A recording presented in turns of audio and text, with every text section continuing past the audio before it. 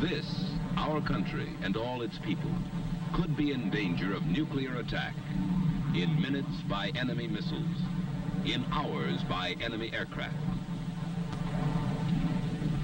Our cities, our farms,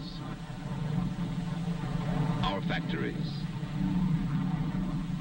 Prime target would be our air bases.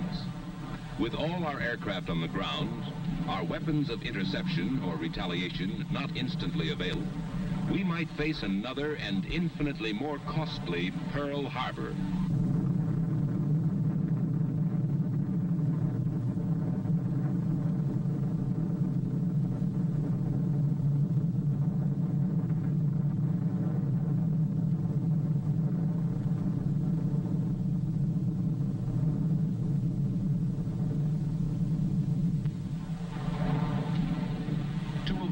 Surprise disaster, some of our aircraft must always be in the sky or on the alert, carrying nuclear weapons.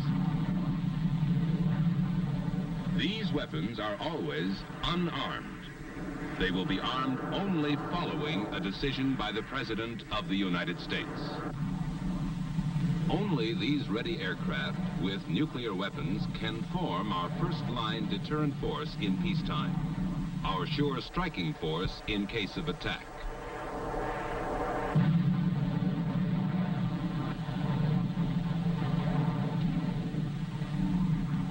We, the American people, understand and accept this necessity for our survival. But we want to know the facts about one question. Do we live in danger of nuclear explosion and radioactive fallout if one of these airplanes should crash or one of these nuclear weapons accidentally drop? To give you the facts, the United States Air Force presents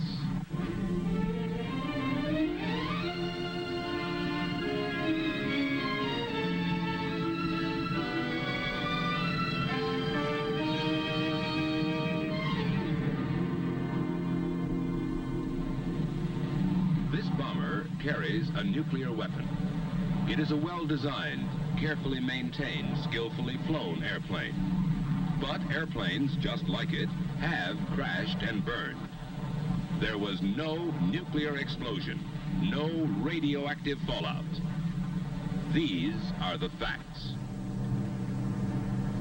The bombardier watches over controls as safe as human ingenuity can make them to prevent accidental bomb release. But nuclear weapons have been dropped inadvertently. There was no nuclear explosion, no radioactive fallout. These are the facts. And specially instrumented aircraft verify these facts in a continuing nuclear safety program that tests our nuclear weapons under controlled conditions that simulate every conceivable hazard. Vital to this nuclear safety program is Air Force Special Weapons Center at Albuquerque, New Mexico.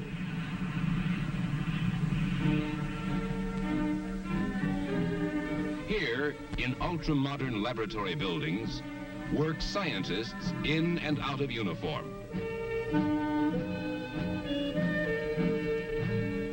They work with the incredibly complex equations of nuclear physics, which derive from Einstein's famous relationship of mass to energy.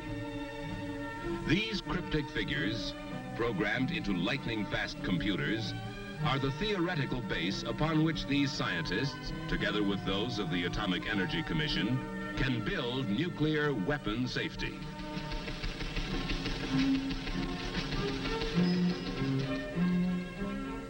By research, design development,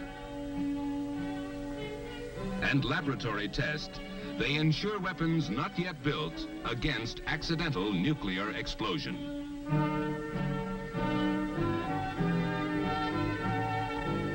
They have been doing this successfully since 1945 in safety conferences with other Defense Department agencies and the Atomic Energy Commission. In 13 years, there have been a few accidents, but not one has resulted in nuclear explosion or radioactive fallout. These are the facts. What keeps our nuclear weapons safe?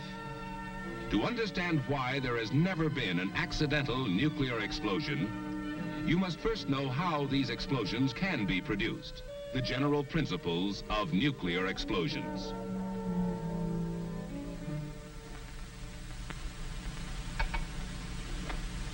Any explosion is the result of a very rapid release of a great amount of energy. Conventional explosions result from the rearrangement of whole atoms in some explosive material. For example, in TNT, the rearrangement of whole atoms of hydrogen, carbon, nitrogen, and oxygen produces explosive force. On the other hand, nuclear explosions result from the rearrangement within each atom. This may be a joining together or fusion, as in an H-bomb, or the splitting apart or fission, as in an A-bomb. At present, an H-bomb explosion starts with fission, so the splitting of the nucleus of the atom is the basic principle of nuclear weapons. All matter is composed of one or more of the 100-odd elements. Of these, the atoms of the metals uranium and plutonium can be most readily fissioned to cause nuclear explosion. These elements are mildly radioactive. They emit short-range, low-penetration alpha particles while in their unfissioned state. These alpha particles do not have the harmful effects of the longer range and stronger gamma rays, which are given off by certain elements such as radium or by the products of nuclear fission. The atoms of uranium and plutonium are among the heaviest. Heavy because the nucleus of each atom contains large numbers of the fundamental particles called protons and neutrons. When a free neutron hits this nucleus, it splits into two parts, releasing more neutrons which may go on to split other nuclei. The resulting fission products become highly radioactive, emitting the long-range and dangerous gamma rays. The split nucleus weighs less than the whole one, and this difference in weight is released in the form of energy, nuclear energy. After fission, harmful gamma radiation. Before fission, innocuous alpha radiation.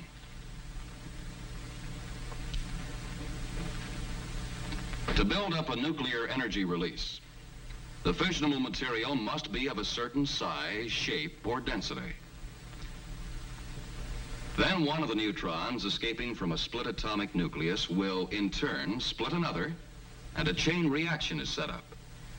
The mass is now releasing nuclear energy, but not quickly enough to cause a nuclear explosion. This condition is called critical. If the mass is now suddenly increased, so that more neutrons are trapped each time an atomic nucleus is split, a multiplying chain reaction is maintained. Now the mass is supercritical, causing a nuclear explosion. Density of the fissionable material can be as important as mass in building up a nuclear explosion. The same sphere can be compressed so that the atoms are closer together and neutrons split more atomic nuclei, making the smaller mass critical. If compressed still more, a multiplying chain reaction sets in, causing the mass to become supercritical in a nuclear explosion. Nuclear weapons make use of both of these principles. A gun-type device can increase the mass of fissionable material to a supercritical state instantaneously. One subcritical mass is propelled forcibly into another by an ordinary powder charge. The increased mass becomes supercritical. A multiplying chain reaction builds up until the nuclear explosion. Obviously, if any mechanical device keeps these two subcritical masses apart, the weapon is nuclear safe. Applications of this fact prevent accidental nuclear explosions in gun-type weapons. Another kind of nuclear weapon is the implosion type.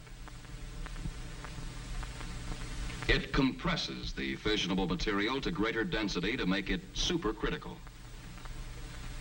To do this, the sphere is enclosed by a shell of ordinary explosive designed to direct its explosive force inward. This effect is called implosion.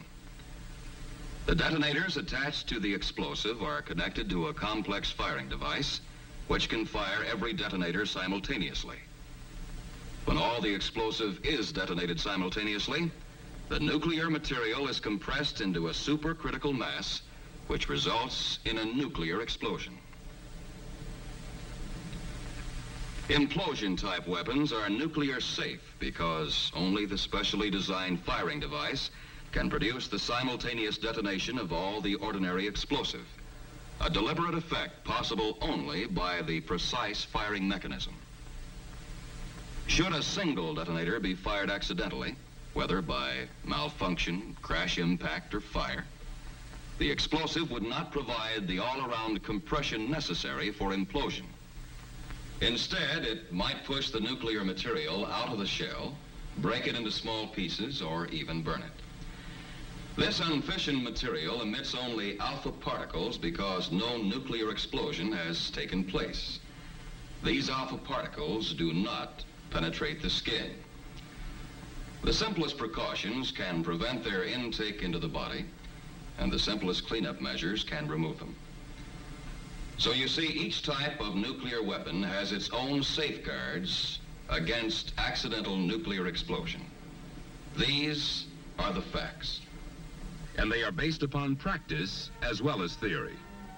Specially instrumented aircraft fly the tests that verify what happens inside a weapon, what accident hazards the nuclear components may have to withstand.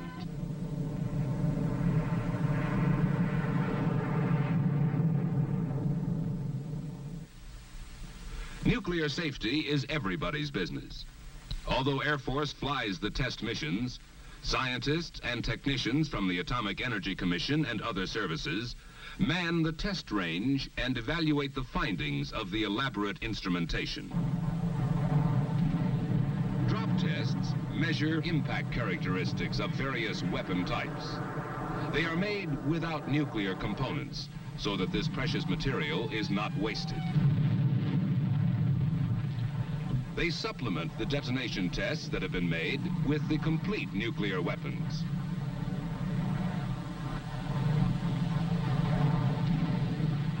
Impact or shock does not cause nuclear explosion or radioactive fallout.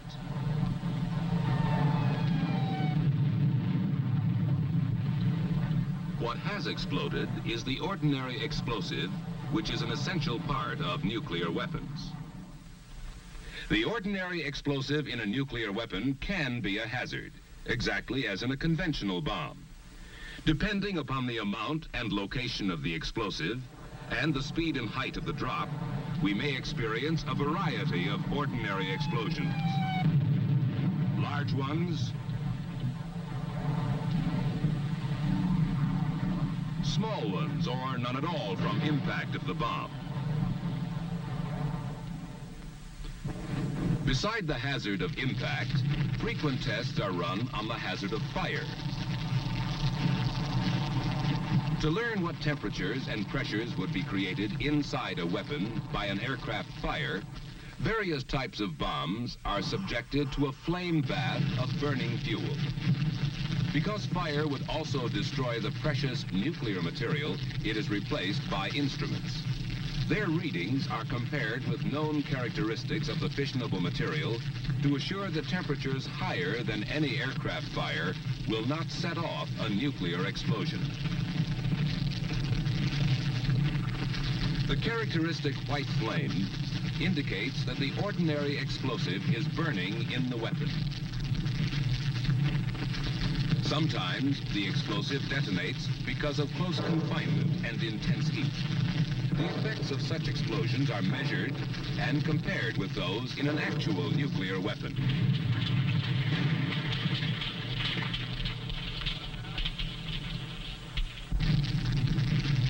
Fire and ordinary explosives do not create the conditions necessary for nuclear explosion.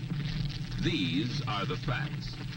And on the vast desert ranges of the Atomic Energy Commission, the facts are verified by safety testing live prototypes of all new weapons before they go into production for our stockpile. The tests are costly in money and manpower, even more costly in the fissionable materials on which our nuclear strength depends. But they do provide insurance against nuclear accidents, which make them a bargain at any price. Some take place deep in the earth.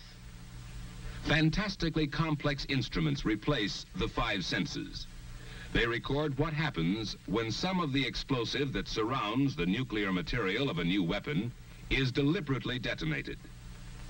They record only an ordinary explosive blast. A random detonation has not created the implosion which would compress the nuclear material to a supercritical mass. There was no nuclear explosion, no radioactive fallout. Each new design must be proved nuclear safe, able to withstand accident, fire, or random explosive. Other tests with nuclear weapons are made above ground. These are also designed to test the nuclear safety of new weapon types by intentionally detonating the explosive which surrounds the fissionable material.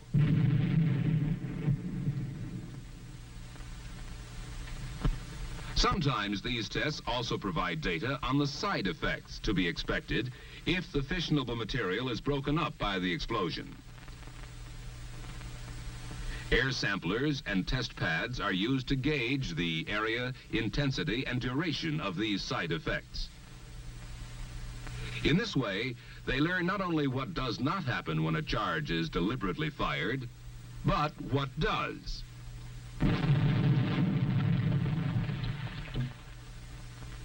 The explosive does break up the nuclear material and scatter parts of it over a small area.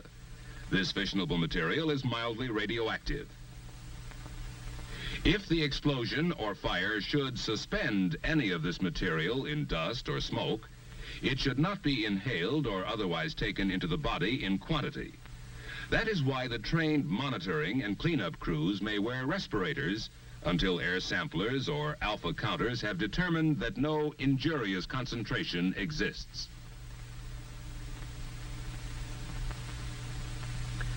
The alpha particles emitted do not penetrate skin or clothing, so this material is harmless when on the ground.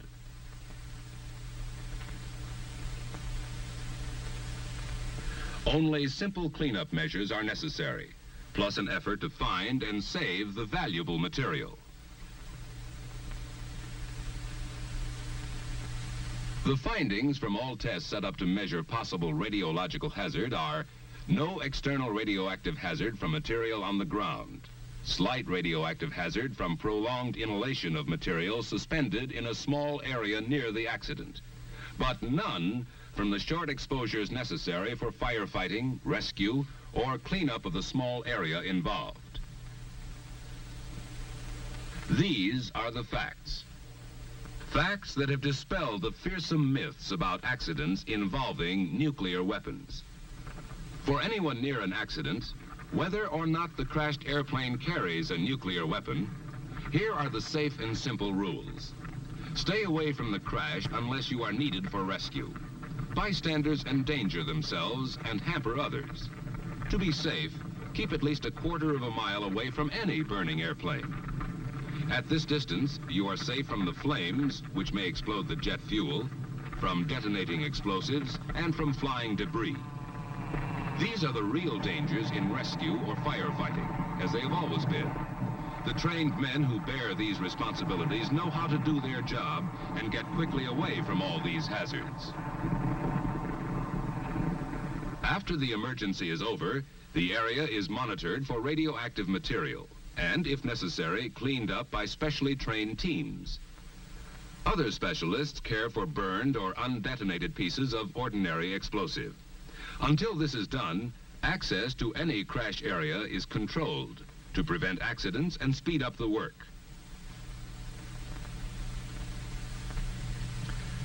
The tests you have seen have proved the safety of our nuclear weapons program over and over again. But the grim reality is the payoff. How safe is a nuclear bomber coming in for a crash landing?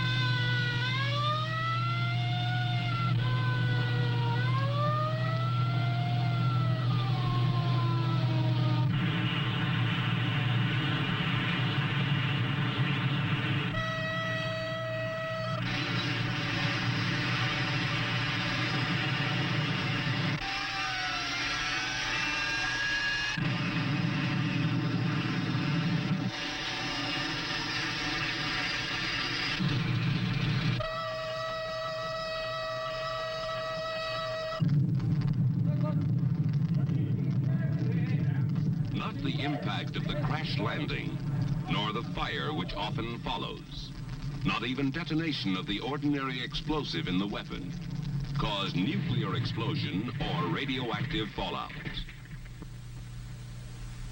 The safety that was designed in during research, built in during development, proved in the laboratory and on the range, has withstood the ultimate tragic test. These are the facts. They prove that you, the American people, can stay both safe and strong. Safe because the weapons your Air Force must carry have been tested nuclear safe. The possibility of an accidental nuclear explosion is so small as to be practically non-existent.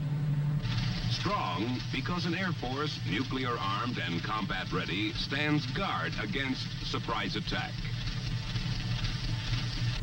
Under this shelter, you and your family may live in peace, free from the fear of nuclear accidents.